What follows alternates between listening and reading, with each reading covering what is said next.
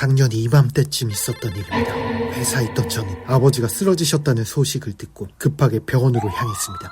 하지만 제가 병실에 도착했을 때 당신은 이미 숨을 거두신 후였죠. 믿을 수 없었습니다. 아버지는 평생 잔병치레 한 번 없었던 너무나도 건강하신 분이었으니까요. 저는 자리에 주저앉아 멍하니 고인의 시신을 바라보고 있었습니다. 정확히 바로 그때 믿을 수 없는 일이 일어났습니다. 사망 판정을 받고 누워있던 아버지가 눈을 뜬 것입니다. 상식과 비상식의 경계가 무너지며 병원 전체가 혼돈으로 뒤덮이기 시작했습니다. 간호사들은 비명을 지르며 병원을 탈출했고 의사는 119에 전화를 했죠. 그 카오스 속에서 오직 아버지만이 명료한 말투로 자신의 임사체험 경험을 또박또박 말씀하셨습니다. 방금 전 저승사자를 만나셨는데 아들이 너무 불쌍해 보여서 다시 이승으로 돌려보낸다고 하셨죠.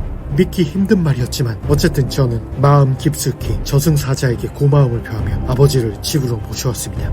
하지만 그날부터 진짜 지옥이 시작되었습니다. 다시 돌아온 아버지는 예전과 같은 사람이 아니었습니다. TV 리모컨을 숨기고 어디 있는지 말을 안 하셔서 저를 큰 혼란에 빠뜨리셨습니다. 변기에 물티슈를 버리기도 했고 세탁기에 피존을 넣지 않고 빨래를 돌리는 등 정상인이라면 차마 생각하지도 못한 끔찍한 만행을 저지르기 시작한 것이죠. 저는 무언가 영적인 일이 아버지에게 일어났다고 판단했고 온갖 무당을 불러 굿을 버렸습니다. 하지만 아무것도 해결은 되지 않았고 아버지의 증상 나날이 악화될 뿐이었습니다. 그리고 끝내 끔찍한 일이 일어나고 말았습니다. 그날 밤 저는 뜬물을 목마름에 잠이 깨 냉장고에서 콜라병을 꺼내 원샷했습니다.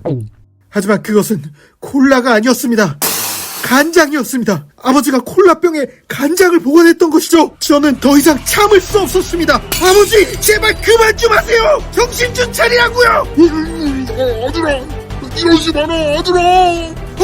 내가 지금 무슨 짓을 한 거지? 믿을 수 없었습니다. 아들이 제가 아버지를 공격하다니요. 어떻게 이런 패륜을 저지를 수 있죠? 바로 그때 어디선가 음산한 웃음소리가 들려왔습니다. 그 소리를 따라 고개를 돌렸을 때 저는 온몸이 굳는 것을 느꼈습니다. 베란다 창문 밖에서 저승사자가 웃고 있었던 겁니다.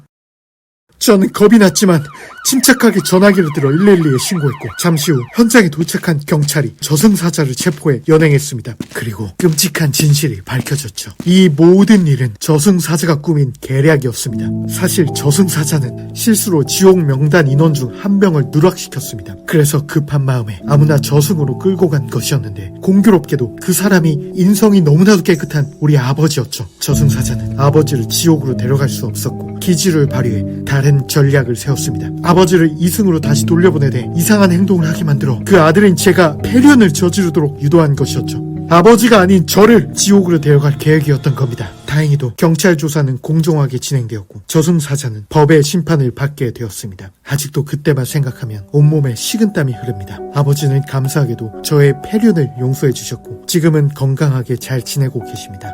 늘 시민의 안전을 위해 불철주야 일하시는 경찰 공무원 여러분 덕분에 가정의 평화를 지킬 수 있었습니다. 감사합니다.